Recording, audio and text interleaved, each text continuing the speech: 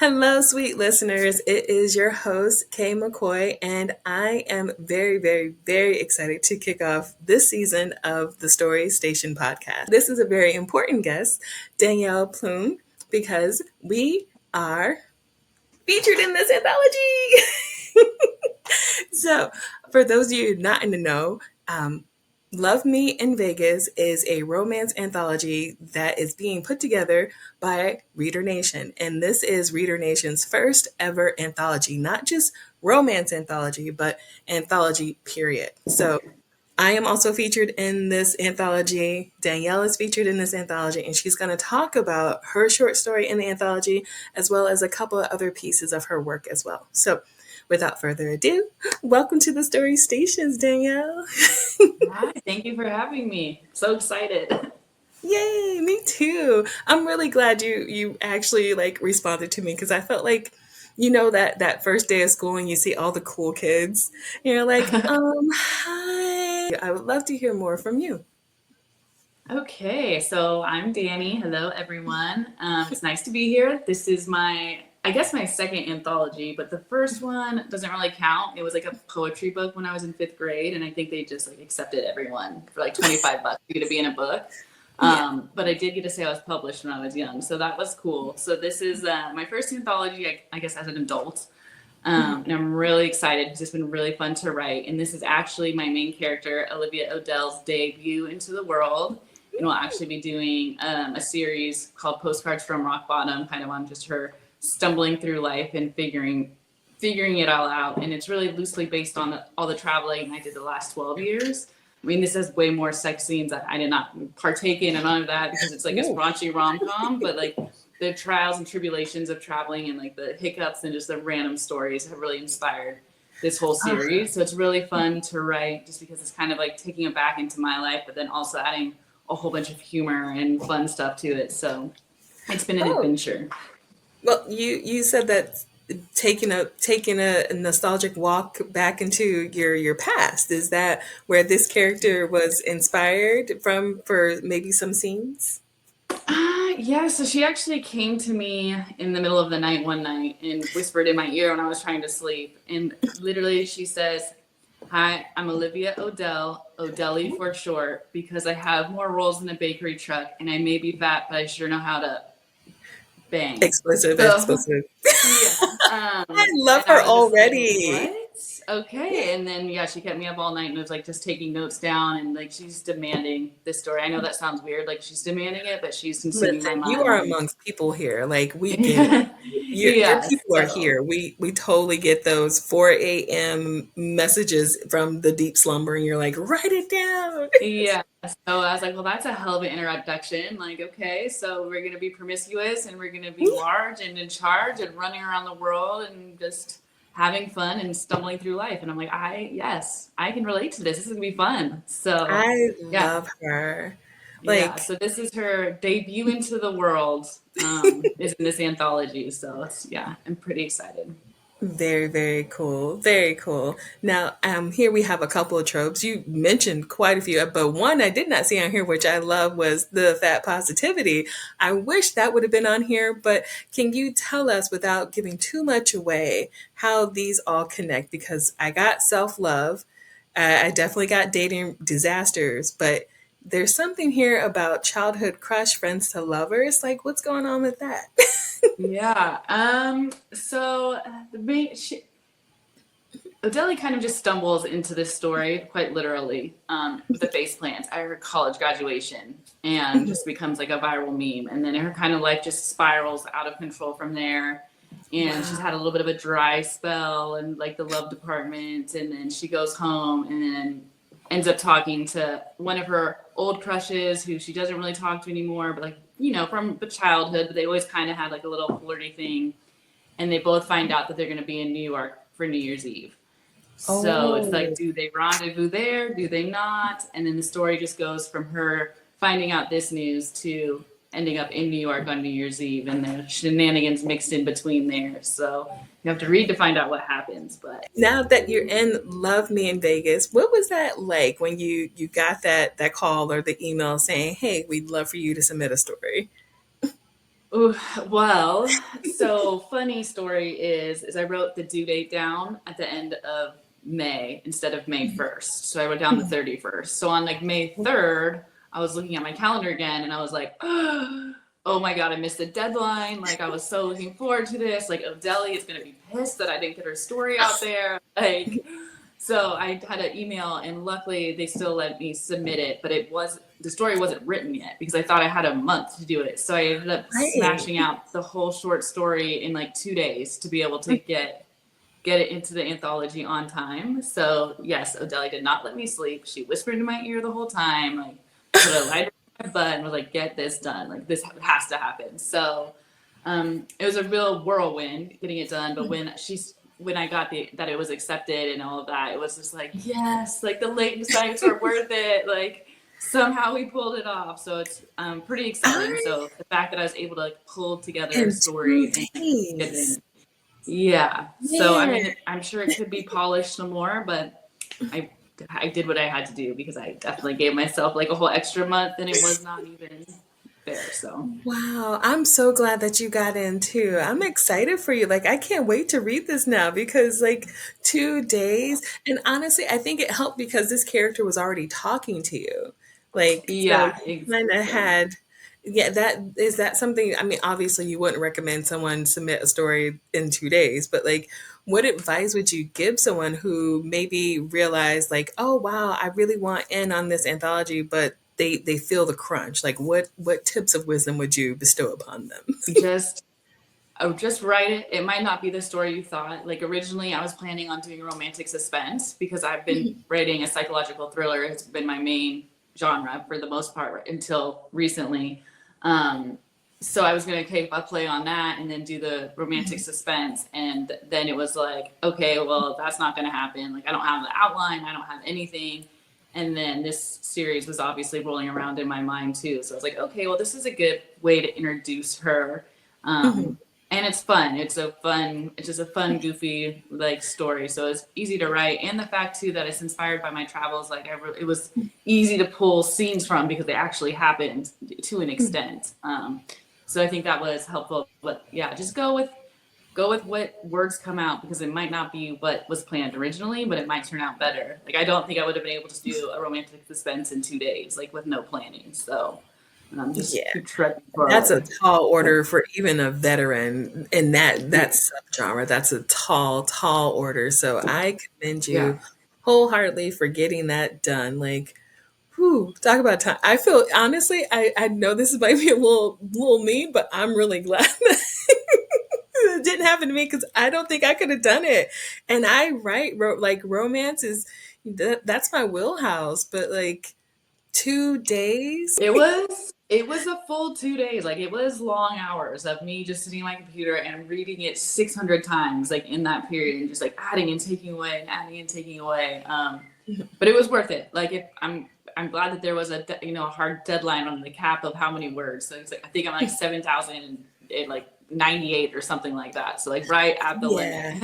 Yeah. I'm not even gonna lie. That word count was kicking my ass.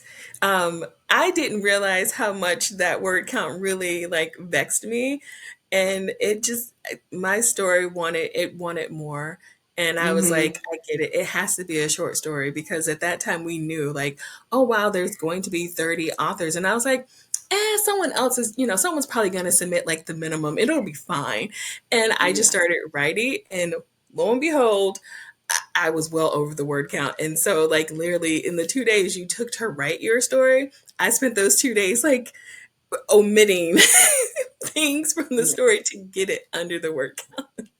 But I think also because this is like the kickoff for the rom com series I'm doing, I had a little bit more wiggle room because it's not the end of the Yeah. story. Like it's like a chapter or like a few chapters of the first story. So it's like it's Yeah. an introduction, but like I still get to go on. So I didn't really have to like wrap it all the way up. So I think that helped Yeah. out a lot with like the world building and stuff. So it's like, oh yeah, I have time to build this out further later Mhm. on. This is just a little teaser of Yeah. what's It's a happening. really nice introduction. Yeah, exactly. Yeah, and from the title alone, I was fully invested. Like before I reached out, I kind of went through the list and I was looking at all the authors to see what, like, who wrote what, just from the titles to get a kind of sense of who they were and what their story was about. And I read that and I kept saying it. And then I went to like type message you about it, and I didn't add the apostrophe, and I said, "Oh no, oh Dally." Yeah. Like I kept on, like, I kept coming up with things in my head about the story. So hearing you talk about it is really nice. Thank you so That's much. Yeah. good. Yes, thank you. I'm glad it's resonating too, because it's been fun to write, and Mhm. it is definitely.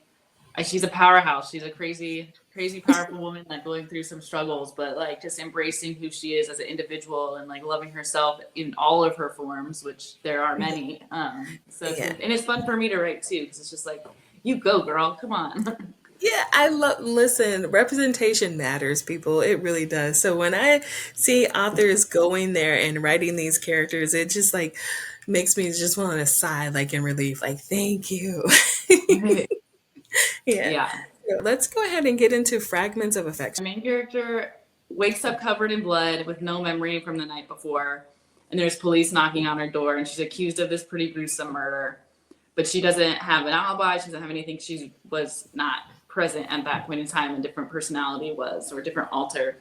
Um, so she has to prove her innocence to say that, to make sure that she didn't do this. And one of the alters is the only one that holds the memories and can solve the crime. So instead of being the terrible bad guy or the murderer or something like this that's so often portrayed as people with dissociative identity disorder, they're actually the hero and like doing PI work and discovering themselves along the way and their different characters. And I ever interviewed over 75 people living with the diagnosis to really make sure that I created a character that was respectful and accurate to the best of it, like my ability. Like every single person is different and their diagnosis is different, but there are some things that are similar all the way through. So like really deep diving into the research on that was really fascinating, and like people being so open about their story and their trauma, because you get this diagnosis from severe trauma before the age of 6, like repeated abuse. So these people, like, they just struggled to survive, and their brain had split off and made these different personalities, and like they're always just portrayed as these people capable of doing such terrible things and are villains and are crazy, and they're really just survivors, and like they're the heroes of their own story. So I'm trying to highlight that in a psychological thriller space too, but instead of Yeah. them being the bad guy, it's the twist and like they're the hero on that. So Thank you so it's been much. really fun. Yeah, I Yeah. said it once and I'm probably going to say it 50, 11 times, but representation matters. And to know that you wanted to give this really fresh and honest, like this really honest take, because they're not the villains, but like movies and Hollywood as a whole has this really nasty habit of portraying people that are different as a villain. Like I'm already invested. Like I can't wait to read this. Yeah. Yeah, it's coming along. It's going to the editor soon, so it will be nice and polished up for you. But yeah, and it's crazy too, because like there's not a lot of known information. Like some psychiatrists and psychologists don't even think that this diagnosis is real, like because there's not really a way to prove or disprove it. Like you hear voices in your head, but like they're actual people in there that have like full personas and emotions and thoughts. And sometimes, like, even in the same body, one can have to wear glasses and then the other one doesn't. One can be sick and the same day the other one can be completely fine. So it's like this, the brain is just so crazy in that, So but there's so complex. many more people living with this diagnosis than previously thought. So it's so much more common. And for that to be happening to so many people, like that abuse at such a young age, like that needs to be talked about. Like that needs to be present. Like this is a huge issue, and it's just kind of being brushed under the rug, and that is not okay. We need to change the narrative, definitely, around mental health, and especially mental health in media. Yeah, mental health in media it's an uphill battle, and I'm really glad that you felt inspired to take it on, especially with your writing, because nowadays empathy is lost. And I really truly feel that a story like this would really help people understand why empathy is so important. And not only that, but Mm-hmm. like you said, mental health. We're recording this at the end of June, so this is also Men's Mental Health Month, and Mm-hmm. they obviously suffer from mental health issues as well. So, like, I really love that you are able to pen such a really telling story about that. It sounds so gripping. Like, Thank you. Yeah, it's I been can't wait to fun. read. Yeah, Yeah, it my was. story is gonna be It'll be a reader heavy on nation. Reader So Nation. Yeah. Yeah. I'm going to bring an extra suitcase just full of books that I'll be buying there, I'm sure. So, My goodness. Yeah. Isn't that, I'm telling you, it's like we go with books and then we leave with books. And it's like, did you really give away books? Like, how did this work? How do we come back with more books? yeah, exactly. I'm already planning on it. I'm going to buy the extra suitcase. I live in Portugal. So, like, so I can't just carry them in my backpack. That's too much. So I'll be getting my rolly bag full of books, Yeah. probably over the weight limit, and I'm okay with that. I'm putting it in the budget already. Like you've already had to like put in the budget, like, okay, this is the weight limit and I'm going to go over it. So what's the fee for that? Hmm. Yeah, 70 pounds. I'm for sure going to go over that limit, I think. 50, I think, is the normal one. I think you can't go over 70. So, Yeah. yeah. Oh, I didn't know that you can't go over. Well, I guess I'm not as bad as I thought because normally I'm hitting like around 30, 35, but this year I think Yeah. it's going to be Yeah. heavy just I because think of you the get up to 50. 50 pounds is like per bag, and then the overweight size is up to 70. So, just keep that in Oh, so even if mind. you pay the fee, you still can't have it be over 70 Yeah. pounds? Yeah. Oh my Well, then it's goodness. just too heavy for people to literally move it around and get it on and off the plane. So, Yeah, you know what? I think I'm gonna take advantage of the fact that I'm in the lower 48 and I'm just gonna ship. yeah. Like, I Yeah, think I I should. think I'm going to be I doing don't that want as to be at well. the So, airport playing those games. I really yeah. don't. Yeah. No. No, but there's also a book printer in Vegas that I'm going to be doing some special editions through and stuff like that. So I'll just pick them up when I get there and then Yeah. not even have to worry about it. And I was wondering about that too, because for the Kickstarter, I mean, we could still get books through the Kickstarter, right? Because it says limited edition, and I know I'm not giving my copy to anybody. But Yeah. I do have a friend that I want to get the book for. So I was wondering about that. Like, should I just go ahead and sign the Kickstarter for like at least like the two paperbacks? And Yeah. maybe Yeah. I'm probably going to get a handful for sure. Well, one, it supports all of us. So why not? that's And true. two, like there is people that want to read it, or maybe they wouldn't buy it, or maybe they don't know about Kickstarter. So I'm just, Mhm. you never know who needs a romance anthology. So I think everyone needs a romance anthology, hence the Story Station podcast. We talk about all things romance, even though I write across genres. Romance is at the heart, pun intended. It's at the heart yeah. of it. So It's feeling all the feels too. And I don't know, maybe that's why I did such a shift from the psychological thriller, because it was a lot of work, and like there's a lot of darkness that goes along with like just dealing with that diagnosis in general and all of that. And so this one's such a funny, lighthearted rom-com, yeah, but it's just like it's such a different way of writing too. Because it's like I don't have to be as nuanced. Like I've yeah. lived these lives doing this, like with the DID, like I don't have it. So it's like I have to be very respectful on how I'm presenting it. And this one, I'm like, oh yeah, I got stuck in Chicago and ended up on this Chinese bus in the middle of the night. Like I could write that, like easy, fun stuff. So I couldn't tell you which one I prefer to write. It's like I get to live my own worlds in all of them. So it makes it I fun. love the care that you are showing in your writing. And honestly, I think because you write thriller, like it's good to kind of switch back and forth between the two. Like we talked about mental health. Your mental health is important too. So Exactly. if writing Exactly. something light and heart and like Odeli is going to help you, take a breather in between your thrillers, by all means, please keep doing it. Yeah, exactly. Well, and I just can't not write her because she's very demanding. So I I have to love at it. least get one or two books done, and then maybe she'll be quiet and I can go to something else. It's like, fine, I'll listen to you for another hour, and then after that, I gotta get some sleep. And then she's like, She's very relentless. So especially when I missed the deadline, I was like, oh my gosh. I was like, how did I mess that up so bad? Like literally the entire month. Like, oh. And then finding out like 3 days after oh my gosh. Anyways, we made yeah. it. We're in there. Yeah. Odeli's debuting, so I love that though. Like she's like, look, we got in, and I love that Mhm. because they could have just as easily been like, okay, let's try again next year. And I'm so glad you're like, let me in, coach. Yeah. Yeah, I'm like, okay, schedule is cleared and canceled for the next 2 days. Like, I mean, I maybe could have gotten away with maybe taking another day or two, but I was like, nah, like I'm already the naughty truant one. Like, this has to go as soon as possible. So, So okay. 5 questions, and then I want your response just right off the top of your head. Okay, All right. ready, set, Yes. Hallmark or Lifetime? Ooh, Lifetime, I think. I don't know. I don't have Ooh. a TV, so I don't really watch either, but Yeah, but Tricky. as an Tricky. author, it's like one of those things. People are like, "Well, what do you watch?" And it's like, I watch myself sleep. I Yeah. go to REM. Yeah. Exactly. Or a good tearjerker. That's really my guilty pleasure when no one's home. I'm like, what's going to make me cry the most? It's on the airplane, the ugly cry. If I'm sobbing and like hyperventilating, then I have succeeded on my flight. Like that is my favorite. I have no idea why. It's totally weird, but a good ugly cry on the plane is my absolute favorite. Oh, I love that about you. I Okay, now I don't feel so bad when I watch my K dramas because I specifically look for ones that will make me cry. So Hmm. for Yeah, that. I don't know. I'm a little crybaby and I love it. Now, fluffy or steamy? Steamy. Steamy, of course. Coffee or tea? Ooh, depends on the day. Sometimes I'll both. I'll allow it. Okay, random or playlist? Playlist with no words. Ooh, instrumental girly, very cool. Okay, Yes, or and nothing. So it or depends. If I need nothing, to, just yeah, it's silent. either quiet or no voices. Writing fuel of choice. Writing field of choice or view of choice? Fuel. Give me Oh, fuel. Give me fuel, fire. Give fuel. me Okay, that. sorry.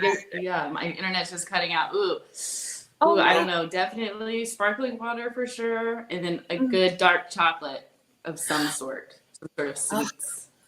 see, yeah, I think we're just gonna be like BFS because I'm here for dark chocolate, anything. So very cool. Yeah, exactly. Just little niblets. I don't need a lot, but just while I'm going by, just to keep me Yeah. satisfied. Yeah. Okay, very good. Well, I'm so excited that we got to meet, and thank you again so Yeah. much for being here with me today. We're going to go ahead and close with you. So now I want you to tell the good people where they can find you, all your social medias, and any last parting words that you have.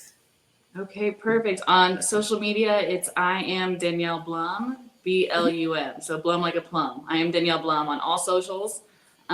Or you can find me on my website at just danielleblum.com.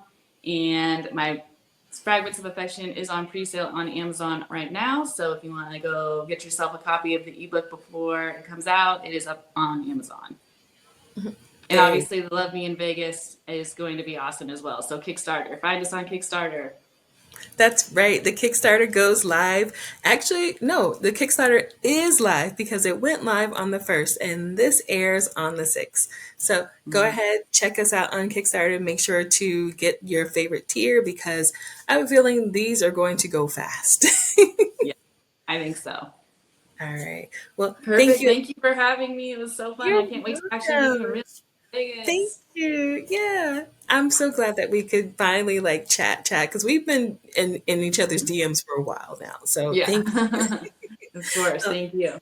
Mhm. My name is Kay McCoy. I've been your host for today's episode of the Story Station podcast, and I hope to see you all again soon. Bye.